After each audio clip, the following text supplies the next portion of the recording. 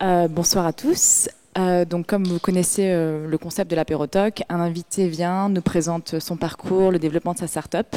Vous posez des questions, on boit des bières, voilà, en mode bon enfant.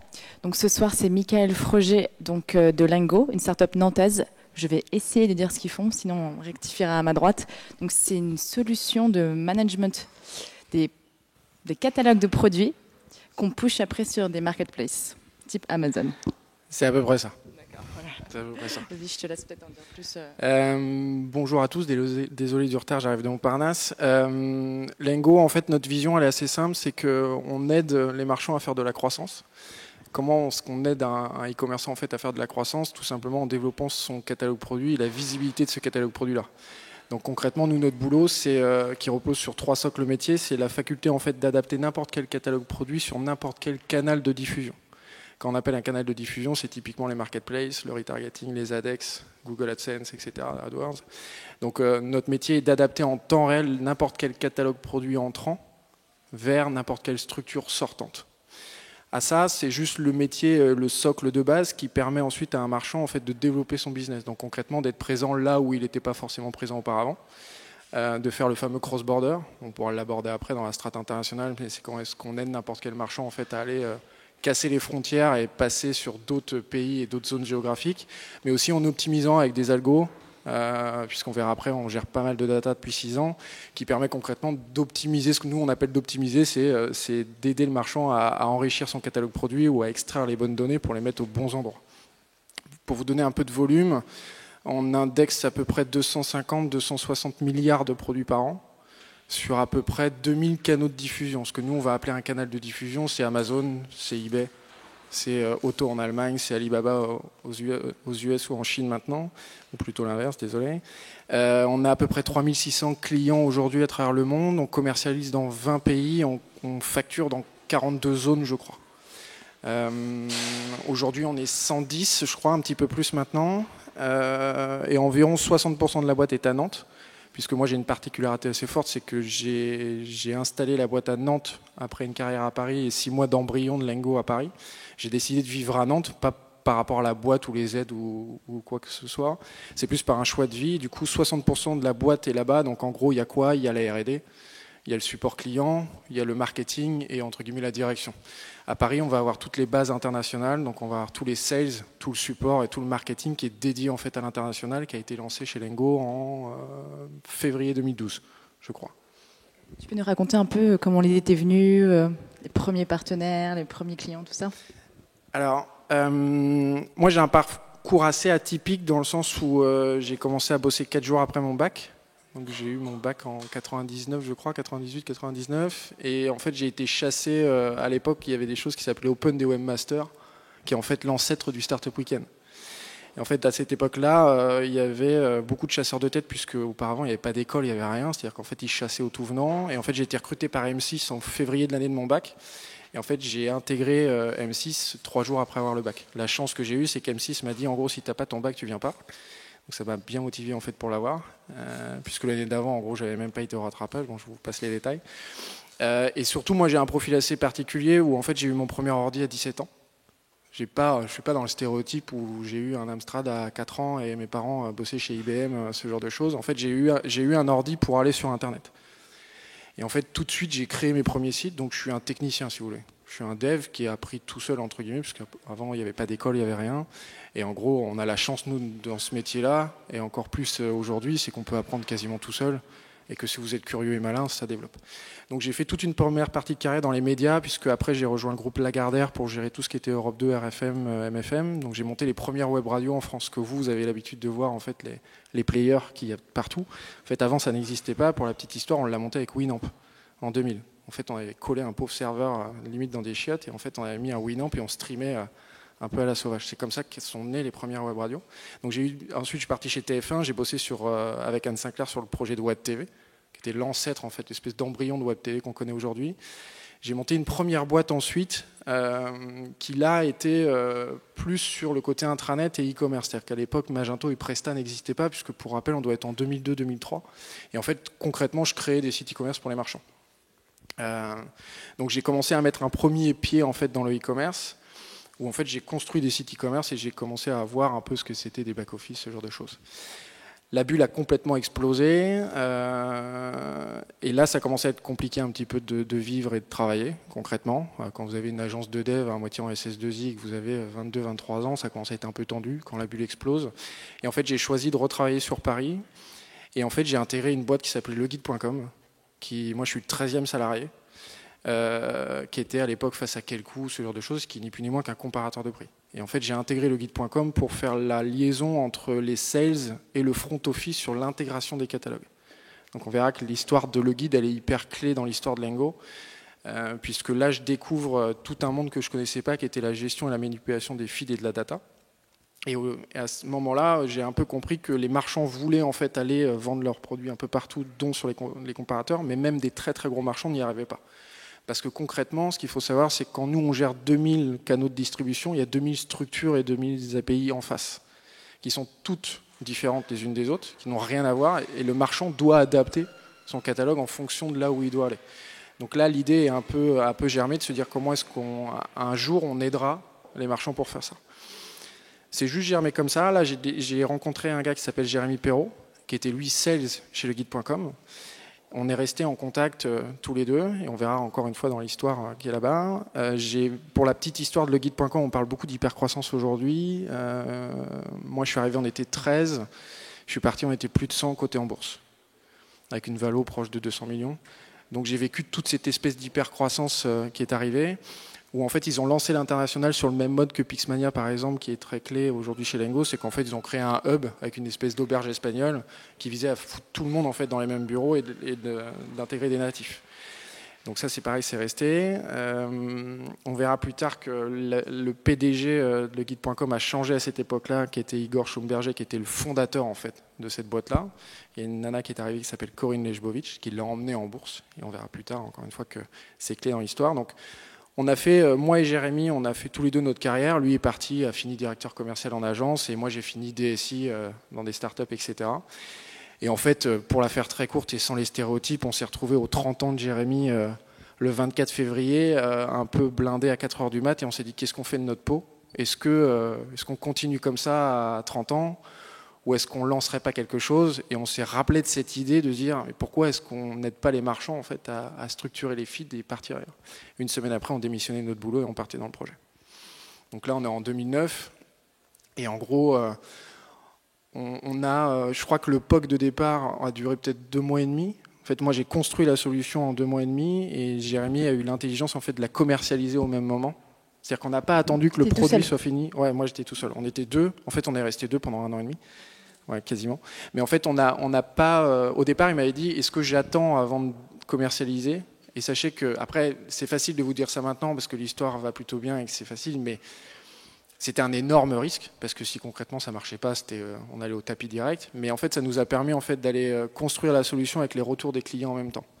C'est-à-dire qu'en fait, quand on absorbait les clients, en même temps, ils challengeaient la solution et moi, je construisais en même temps que la solution. Donc, on y allait en mode itératif avec les clients. La chance qu'on a eue, c'est que les clients payaient. Et qui payaient le prix fort, c'est-à-dire qu'on n'est pas rentré dans le truc. Donc, ça a payé vos salaires pendant 1 an et demi ? En fait, on a eu la chance d'avoir l'acre un peu comme tout le monde, quoi. C'est-à-dire que voilà, on était à cette époque-là, ouais, la rupture n'existait pas, mais en fait, on s'est foutu au chaume du et puis on s'est tanké comme ça. On s'était dit qu'au bout de 6 mois, si rien n'arrivait et qu'en fait, on commençait pas à avoir les premiers prémices de chiffres, on arrêtait. En fait, on s'était toujours dit, on a un IGN qui arrive, puisque je suis allé vite dans l'histoire, mais moi j'ai rejoint ensuite 2 fois moins cher, je ne sais pas si vous connaissez, qui était en gros le concurrent de PriceMeister et d'eBay. Moi je suis arrivé, on devait être 15 je crois, je suis parti, on a été racheté par les 3 Suisses 14 millions d'euros, 2 ans après ils revendaient 1 euro symbolique. Ça vous calme un petit peu, c'est-à-dire que ça, au moins je sais aujourd'hui que le côté industriel, on va peut-être l'évacuer quand on fera une sortie sur Lengo. Ensuite, j'ai rejoint une boîte qui s'appelle AdFever, qui en gros était une solution de monétisation et concrètement, on développait des comparateurs de prix en marque blanche. Donc n'importe quel blogueur entre guillemets qui avait un site sur WordPress sur la photo, on lui permettait de câbler directement dans son WordPress tout un comparateur de prix et câbler à l'affiliation lui permettait de monétiser. L'histoire de cette boîte, c'est pas le projet, c'est surtout, on avait levé quasiment 1 million, je crois. On avait des gars qui venaient de Criteo déjà embryonnaires à cette époque-là. Yahoo, moi, ce genre de choses. Et elle a été au tapis en moins d'1 an et demi parce que les mecs ont fait n'importe quoi avec l'argent. Donc là, nous, on s'est toujours dit, on fera jamais cette erreur-là. Et en fait, on voulait une boîte hyper saine dès le départ. C'est-à-dire qu'on n'a jamais fait, Lengo n'a jamais eu de subvention de sa vie. On a fait une fois du CIR à, je sais plus, quelques dizaines de milliers d'euros. On s'est pris un contrôle fiscal dans les 6 mois, on a arrêté tout de suite.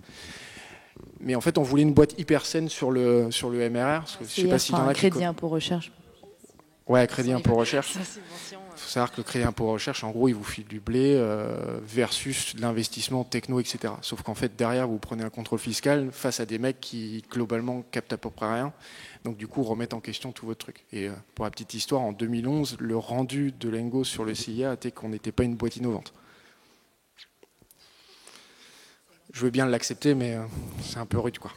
Donc du coup, on s'était toujours dit ça, et en gros, on a commencé à commercialiser dès mars. La boîte a été créée le 1er juillet. Le premier gros client est arrivé en décembre-janvier, qui était la Fnac, et on s'est payé février. Et on a levé des fonds en mars. Voilà, ça c'est tout. Et là, on était toujours que tous les deux. Vous avez levé combien ? On a levé avec Kima, donc c'était un tout petit ticket. En fait, on a levé pour payer notre premier mec. Et prendre des vrais locaux, puisqu'à cette époque-là, on n'avait pas de locaux, on n'avait rien. Et les espaces de coworking, etc., n'étaient pas forcément hyper développés en 2009 par rapport à aujourd'hui. Donc concrètement, on bossait de chez nous. Voilà. Donc on a décidé en fait Et en fait, à partir du moment où vous intégrez la Fnac, vous êtes obligé en fait de poser des bases hyper saines sur un truc très con, c'est qu'avant on était hébergé sur Gandhi avec des pauvres serveurs, etc. Quand vous intégrez la Fnac avec des SLA un peu costauds, vous êtes obligé de prendre un vrai infogéreur avec des vrais coûts. Etc., etc. Donc la machine s'est vraiment déclenchée à ce moment-là, où on s'est dit, ouais, il y a quelque chose à faire et ça va aller à peu près loin. Et du coup, après, ça allait vite, je suppose. Vous avez combien de salariés maintenant ? 110. En gros, 2009, on est 2. Fin 2009, on doit être 5. On a embauché nos 2 sales après dans l'année. Fin 2010, on doit être 15. Fin 2011, on doit être 40. Fin 2012, on doit être 70. Voilà. On a escaladé comme ça. On a fait une première levée, parce que Kima n'est pas vraiment une levée pour moi. En fait, lever derrière, c'est pas uniquement lever de l'argent. Pour moi, c'est avoir un board. Et Kima, c'est du seed. Donc ils abondent de l'argent et il n'y a pas de vrai board structuré, etc. Ils sont là pour vous aider, il n'y a pas de problème. Mais nous, on n'a jamais eu de siège au board, on n'a jamais construit de conseil d'administration, ce genre de choses. On a levé avec Alven Capital en juillet 2011, le 1er juillet, la date d'anniversaire de Lengo, où en fait on a levé 1,2 million pour l'international. C'est-à-dire que Lengo était déjà rentable, tout se passait hyper bien. Et en fait, on a décidé en fait de construire une équipe internationale pour aller chasser les autres marchands dans tous les autres pays. Donc on a dédié 1,2 million € uniquement en fait à la chasse internationale. Donc on a ouvert notre bureau à Paris. Sur l'année 2012, la première personne qui était notre directeur des opérations, en fait, on est allé chercher quelqu'un d'hyper costaud pour nous aider en fait à accompagner la boîte aussi au quotidien. On y reviendra peut-être après, mais dans l'histoire de Lengo, vous êtes obligé, quand la croissance de la boîte évolue, vous êtes obligé vous-même d'évoluer. Les salariés sont obligés d'évoluer, mais vous-même, vous êtes obligé de staffer, etc. Et du coup, il était hyper important de ramener quelqu'un qui a 20 ans de carrière derrière lui, qui a déjà fait des choses, qui, entre guillemets, nous dit, bon, détendez-vous les gars, ça va 2 minutes le côté start-up, mais il faut un peu structurer les choses. Et en gros, de février 2012 à décembre, je crois qu'on a embauché 35 personnes et 35 sales sur l'international. Et le dernier tour de table a eu lieu cet été, qui était de 10 millions. Et du coup, vous avez peut-être évolué un peu sur le business model ou c'est vraiment pour faire la même chose ? Le business model est toujours resté le même. C'est en gros, on est arrivé sur un marché qui était initialement ce qu'on appelle au lead. Donc en gros, il prenait un pourcentage du chiffre d'affaires généré. Donc vous prenez un marchand, vous l'envoyez sur Amazon et sur eBay. S'il fait 1 million de ventes par an, vous prenez 5 points et voilà. En gros, c'est ça. Déjà auparavant et encore plus maintenant, moi je ne crois pas du tout à ce modèle. Parce que vous pouvez toujours être attiré, un marchand va toujours vous dire ouais, c'est win-win. Si je gagne, tu gagnes. Sauf qu'en vrai, les marchands, quand ça commence à avoir un certain niveau, et même n'importe qui, quand vous commencez à avoir un certain niveau, ils veulent plus gagner, ils veulent plus que vous gagniez autant que lui.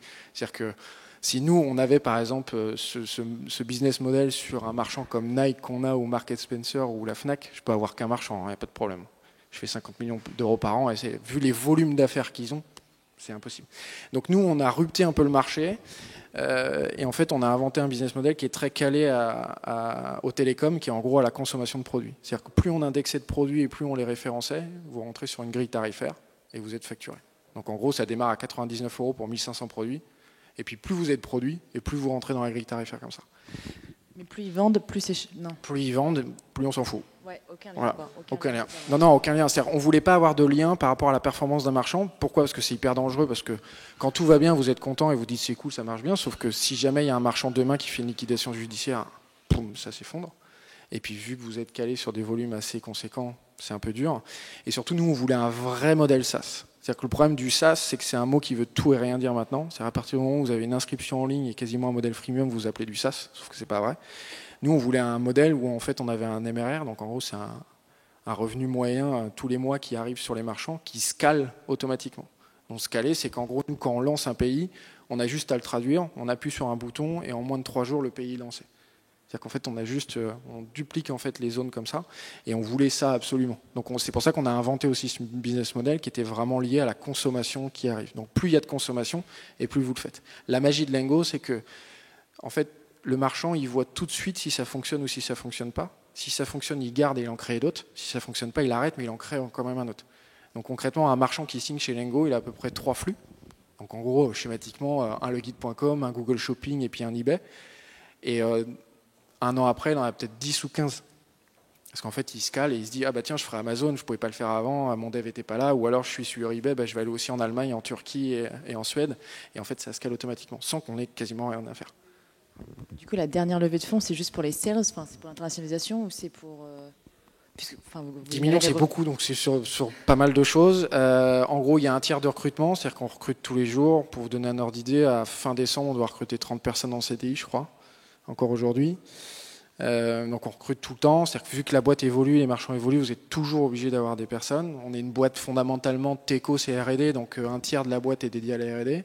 Donc on va dire qu'un tiers de l'argent est dédié entre guillemets au recrutement et au staffing, etc. Et puis plus vous évoluez et plus il vous faut des gros profils, plus vous avez des gros profils, plus ça coûte de l'argent. Un autre tiers qui est dédié en fait à l'installation physique, c'est-à-dire que nous on a lancé l'international sur les 20 pays depuis Paris. Mais on sait que la présence physique sur certaines zones comme le UK ou l'Allemagne, elle est quasiment indispensable parce qu'il faut être proche de l'écosystème, il faut être proche du marché, de le toucher. Vous pouvez tout faire par des Skype, etc. Mais d'être dans l'écosystème et de naviguer comme on fait ça ce soir et tout, c'est hyper important. Donc on va lancer entre guillemets des filiales là-bas et un tiers sur de la croissance externe. Du coup, je pense que je vais lancer les questions au lieu de monopoliser le micro. Est-ce que quelqu'un veut commencer ? Vous avez dit que vous avez lancé donc le projet en une semaine et qu'après vous êtes mis à coder et après vous avez cherché les clients. Donc avant même de lancer le projet, vous ne saviez pas si ça allait plaire. Vous vous êtes dit on va le tester en même temps que le développer, c'est ça ? Et donc le premier client, vous êtes arrivé. Et donc la première question c'est ça. Et le deuxième c'est le premier client, vous êtes venu. Qu'est-ce que vous lui avez dit ? On a une solution qui ne marche pas encore, mais est-ce que vous seriez intéressé par ça ? Ouais, c'est à peu près ça. En fait, le truc de Lengo, c'est qu'on comble quelque chose qui est chiant et qui coûte de l'argent pour le marchand. Donc en fait, il arrive à tout de suite mesurer ce qui va ou ce qui ne va pas. En fait, on dit toujours le plus gros concurrent de Lengo, c'est l'interne. Ce qu'on appelle interne, c'est le dev qui a codé depuis 5 ans le connecteur pour eBay, c'est le gars qui fait ça à la mano, à l'arrache avec son Excel, etc. Donc nous, ce qu'il fallait juste convaincre les marchands, c'est de dire voilà, tout ce que tu fais toi en interne, c'est chiant, tu le sais, ça fait chier, c'est un métier qui ne plaît pas aux devs, etc. Tu vas l'enlever et tu vas venir chez nous. Donc nativement, les marchands disaient ouais, cool, aide-moi quoi. Il nous est arrivé en disant ouais, viens m'aider parce que j'y arrive pas, etc. Donc on n'a pas eu trop de mal en fait à faire ça.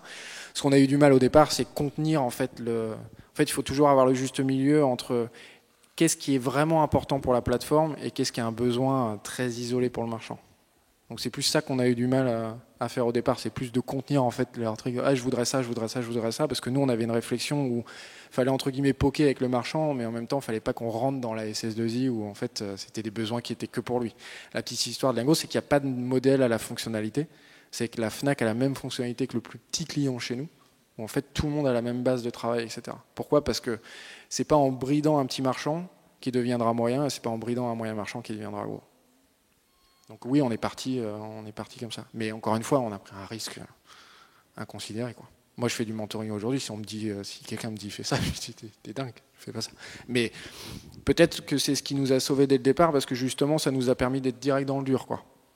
On s'est dit là, on y est, et puis il fallait y aller, quoi. On n'a pas eu de phase de transition où entre guillemets, on était un peu tout seul pendant 3 mois à développer, en se disant qu'est-ce qu'on fait. On était direct sur les besoins, et puis vu qu'on était plugués, les marchands, on reste sur des modèles au CPC, donc coup par clic. Donc en fait, à chaque fois qu'on diffusait des catalogues, à chaque fois que ça cliquait, ça leur coûtait de l'argent. Donc tu avais une espèce de pression où il fallait pas non plus faire n'importe quoi, parce que lui, il dépensait, au-delà de ton abonnement à Lingo, lui, il dépensait du cash ailleurs. Et du coup, tu te prenais quelques retours de bâton si jamais il y avait des bugs ou ce genre de choses, quoi.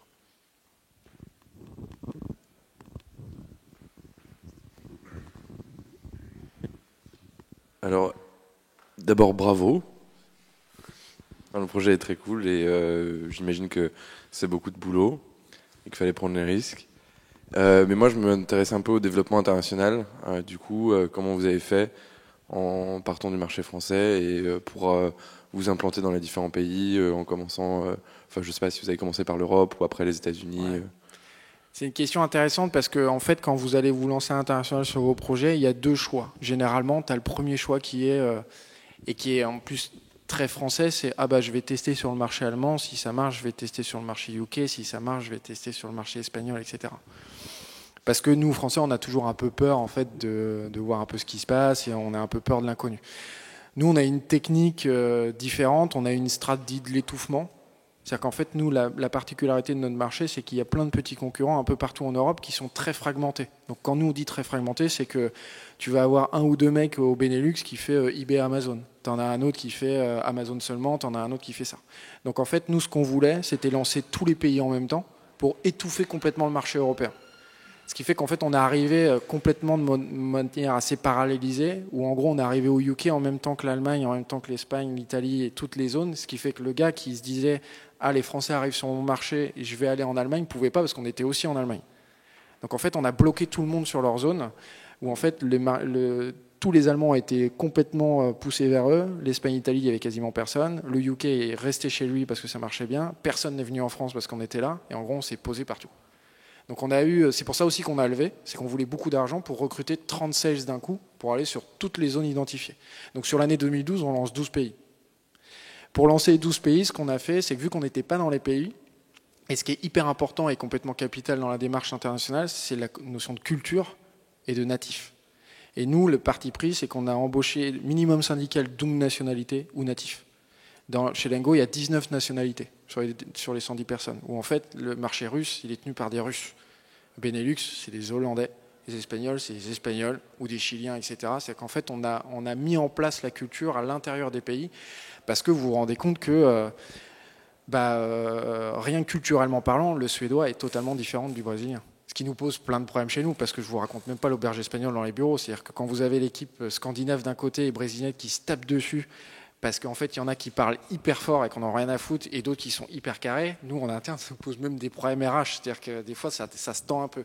Mais en fait, on a absorbé les pays dans la boîte, ce qui nous a permis en fait de contrer certaines choses. Par exemple, au départ, on s'excitait un peu sur la zone Benelux parce que on voyait les calls sortant, pas beaucoup de démos, etc. On se dit qu'est-ce qui se passe et tout. Et en fait, la fille du Benelux, Femke, arrive et dit les gars, détendez-vous, en fait, au Benelux, et surtout en Hollande, tu n'appelles jamais quelqu'un. Si tu n'as pas dit par mail, tu peux m'appeler. Jamais. Ça ne se fait pas. Culturellement parlant, tu n'appelles jamais quelqu'un. Si tu n'as pas dit, c'est bon, tu peux m'appeler. Donc si ça, tu ne le sais pas, toi, tu appelles comme un sac, sauf qu'il n'y a personne qui te répond. Au pire, s'il te répond, tu te fais cramer, et en fait, tu perds tout. Donc c'est pour ça aussi qu'on voulait absorber tout ça. Et aussi parce que la notion d'achat elle est différente, donc les canaux de distribution sont différents. C'est eBay en Scandinavie, tout le monde s'en fout. D'ailleurs, eBay n'existe pas en Suède, c'est un autre marché, en Pologne non plus, etc. Donc il fallait aussi s'adapter culturellement, connaître les marchands. Si tu veux, quand tu vois un marchand, si je te dis un marchand comme StylePit en Suède, je pense pas que tu connais, sauf que c'est un mec qui fait peut-être 3 fois la Fnac. Sauf que si nous, on ne le connaît pas et on se dit on l'attaque avec un anglophone ou un mec qui parle à peu près suédois, bah, tu ne peux pas identifier un énorme marchand ou un petit marchand. Donc c'est pour ça qu'on a absorbé ça. Mais c'est une strate qui coûte plus d'argent, qui est plus dure structurellement, parce que du coup, tu as beaucoup d'équipes en fait, à poser. Donc ça dépend aussi de ta maturité de boîte ou autre. Moi, j'ai des potes qui ont fait petit à petit, ou plusieurs zones, ça a aussi très très bien fonctionné. Mais nous, on était plus en mode, on attaque un peu tout le monde, parce qu'il y avait plein de mecs un peu fragmentés. Il n'y avait pas un ou deux très gros mecs en Europe qui nous permettaient en fait de faire ça. Il y en avait un peu partout, donc il fallait tout. Ça a marché. Vous êtes leader sur le marché européen ou... Ouais, concrètement.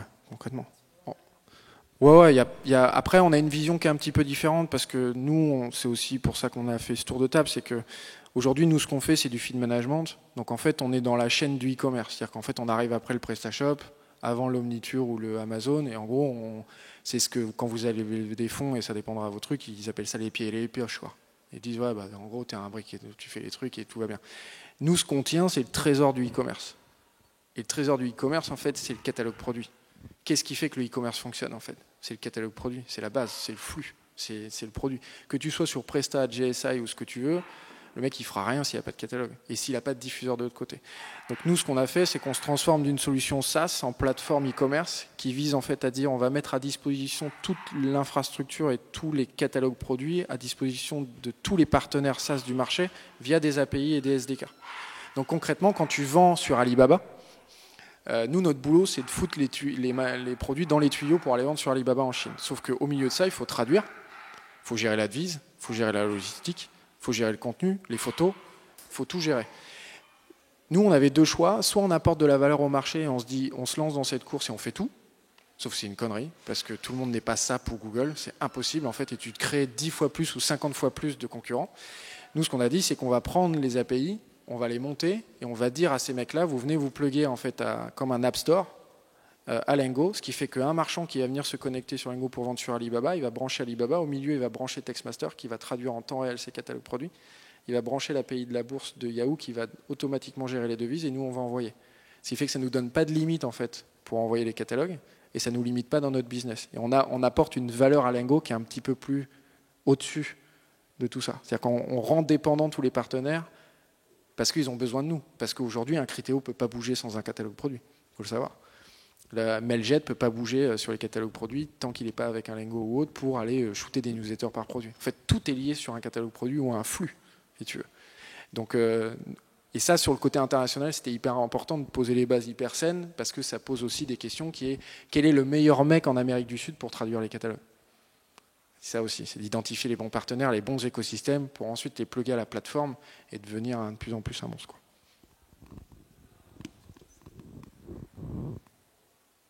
Non, personne n'a de questions?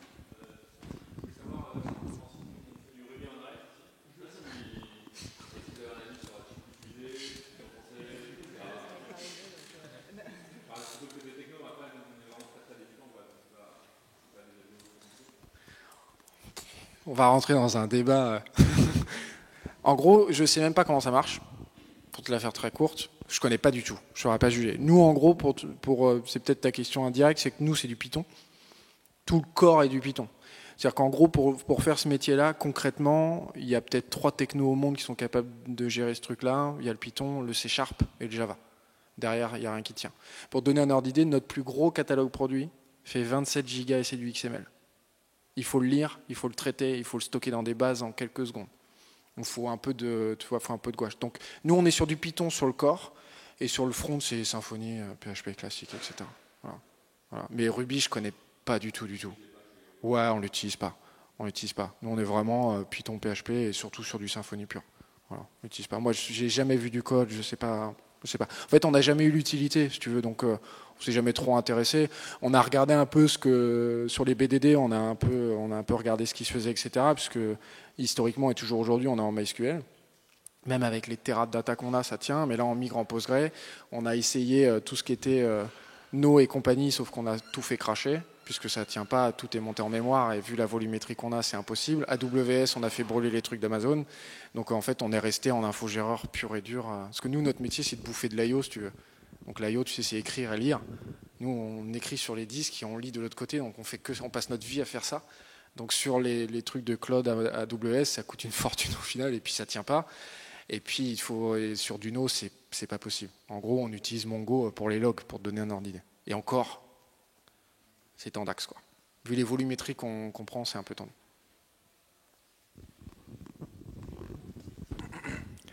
Bonsoir. D'abord, félicitations pour le parcours. La question, c'est aujourd'hui, vous êtes implanté dans plusieurs pays. Quelle est votre vision d'ici à 5 ans de Lengo? Parce qu'on a toujours des rêves. Et vous êtes le CEO. Donc, il faut voir quelle est votre vision. D'ici à 5 ans, Lengo, comment ça sera vu? Merci. 5 ans, c'est loin. Moi, j'ai fait l'exercice sur la levée, mais non, en fait, la vision elle est assez simple. C'est comment est-ce qu'on arrive à créer une plateforme e-commerce qui arrive à gérer un peu tout. C'est-à-dire qu'aujourd'hui, le réflexe qu'on a, c'est de dire que si je te dis quelle est la plateforme e-commerce nativement, tu vas me dire un Presta ou un Magento. Quasiment. Dans 9 cas sur 10, vous allez me dire. Sauf qu'en vrai, ce que je disais tout à l'heure, ceux qui ont le trésor du e-commerce, c'est pas forcément un prestat ou Magento. Donc nous, notre vision, c'est plus de dire comment est-ce qu'on arrive à mettre à disposition à un marchand ou des agences ou ce qu'on veut, une plateforme qui leur permette de faire de la croissance. Et concrètement, c'est comment est-ce qu'on arrive à se transformer en fait d'un modèle très SaaS à une valeur beaucoup plus globalisée, qui est comment est-ce qu'on tient un peu tout le cœur du e-commerce, qui est le catalogue produit. Ça, c'est notre vision. Après, les rêves, etc., je ne vais pas vous faire de langue de bois, etc., mais en gros, si on marque l'histoire, ça sera cool. Et puis, on est des gens très pragmatiques. Moi, j'avais toujours dit, on ne sera jamais plus de 50, on ne lèvera jamais des fonds parce que c'est relou, et on restera en France parce que ça nous ira très bien. Toi, toutes les barrières, on les a éclatées une par une. Donc aujourd'hui, on sait déjà ce qu'on va faire sur 2 ans. Déjà, on va essayer de le faire à peu près comme on peut.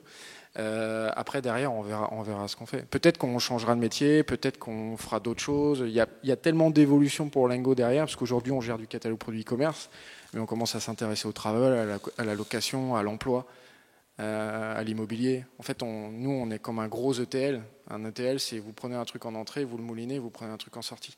Donc concrètement, on peut attaquer des dizaines et des dizaines de marchés derrière. On a déjà beaucoup de taf en fait à faire ça.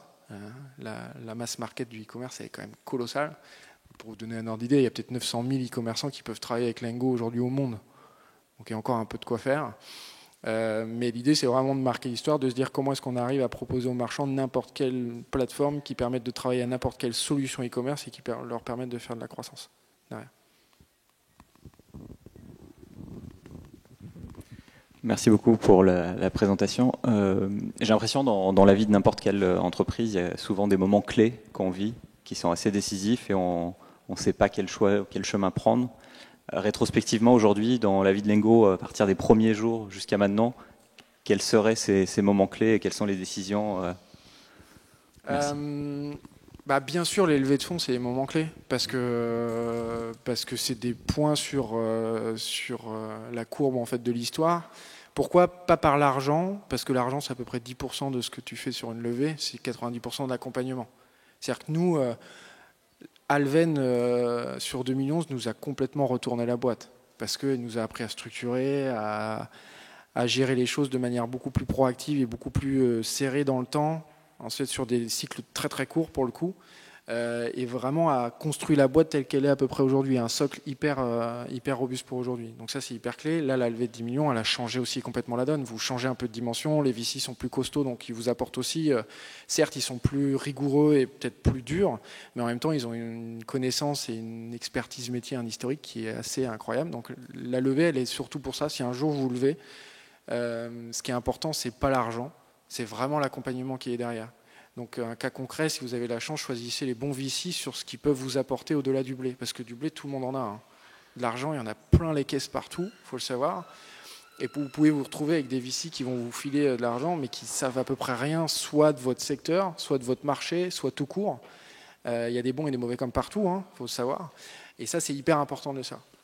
Après, tu as des caps assez rudes et tout. Nous, on a pris un peu cher sur le cap des 50 personnes.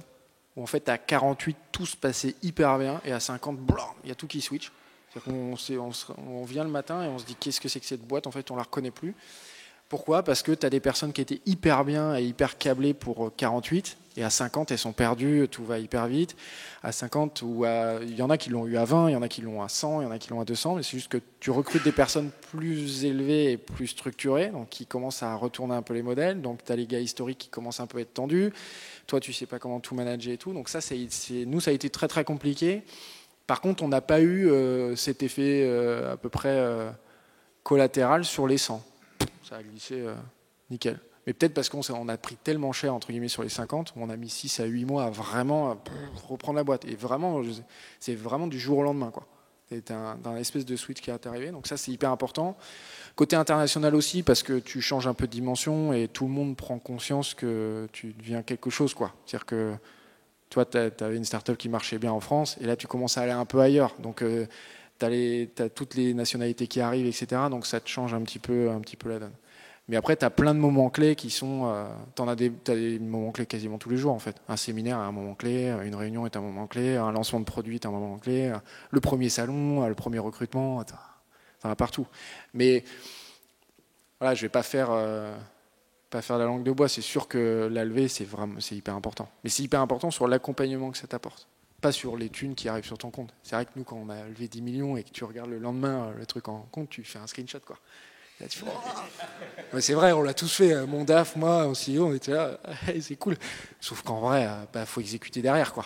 C'est-à-dire que tu es content sur la seconde et puis après tu te dis, ah merde, il faut que j'utilise quand même cet argent. Donc c'est surtout tout l'accompagnement qui est derrière qui est hyper, qui te booste dans tous les sens. Par contre, il faut progresser en même temps que ça. Ça, c'est dur aussi.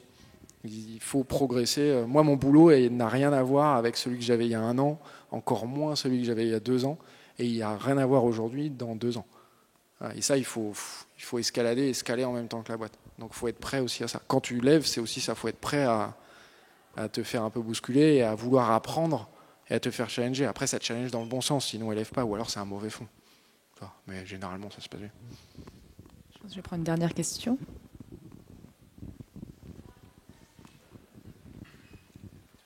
Merci. Bonsoir. Justement, c'est vrai qu'aujourd'hui, on a tendance à se fixer sur la levée de fonds d'une boîte et finalement, quand on entend parler de Lengo aujourd'hui, c'est vraiment que par rapport à l'argent que vous avez levé. Mais comment tu pourrais expliquer un petit peu la valeur de Lengo et de manière générale, quelles seraient les valeurs de belles startups plus que la levée de fonds qu'on voit a posteriori au final? La levée, c'est forcément très visible parce qu'il faut savoir un truc, c'est que ça attire les journalistes. Ils adorent ça et il ne faut pas se leurrer, ils courent après ça et ils veulent te parler. Quand tu lances un produit, généralement, tu as un peu moins de visibilité, bizarrement, sauf si tu lances un truc tellement stratosphérique que tout le monde est derrière toi. Nous, la valeur qu'on a, c'est que déjà, on a une valeur techno. Il faut savoir que le métier qu'on fait aujourd'hui, même des grands n'y arrivent pas. Des Facebook, des Criteo, des Amazon, ils n'arrivent pas à faire ça. Donc on a une valeur techno et produit qui est vraiment là. Et qui est, quand on parle de 250 milliards de produits, il faut se rendre compte de ce que c'est tous les jours. Sachant que la particularité de Lengo, c'est qu'on ne sait pas ce qui arrive. C'est-à-dire que concrètement, nos indexeurs dits intelligents vont juste choper l'URL quelle qu'elle soit, n'importe quel format, n'importe quel encodage, n'importe quel serveur, ce que tu veux, et en fait vont tout comprendre d'un bloc. Et ce qu'il faut savoir, c'est qu'on ne sait pas ce qui arrive devant. Donc concrètement, tu peux te taper un flux dégueulasse à l'international, à l'intérieur. Et nous, on est capable de le comprendre, de le remerger, de bouger les lignes, etc. Donc ça, c'est une valeur juste incroyable. Après, c'est aussi tout ce que tu apportes au business et au marché. C'est-à-dire que nous, on aide des marchands. Quand tu prends un marchand comme Menlook, il est arrivé chez nous, il avait un pays, aujourd'hui il est dans 25 pays, et il le fait grâce à Lengo. Donc on permet concrètement à un mec comme Menlook de vraiment avoir de la croissance à l'international et de vraiment se lancer, etc. Donc on a une vraie valeur sur le marché, si tu veux.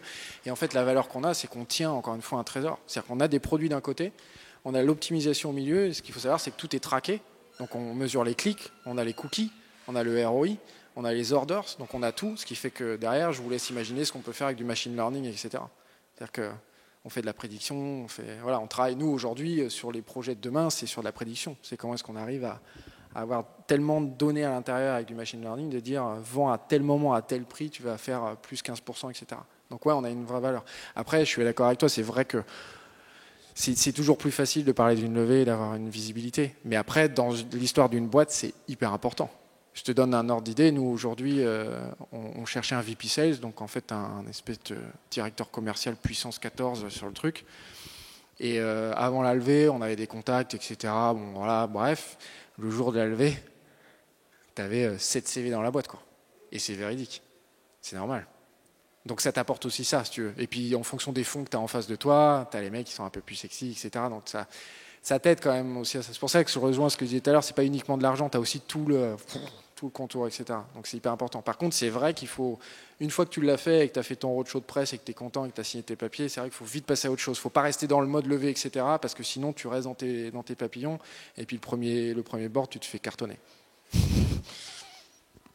Merci beaucoup, Michael. Et puis je vous invite tous à prendre une bière. Merci.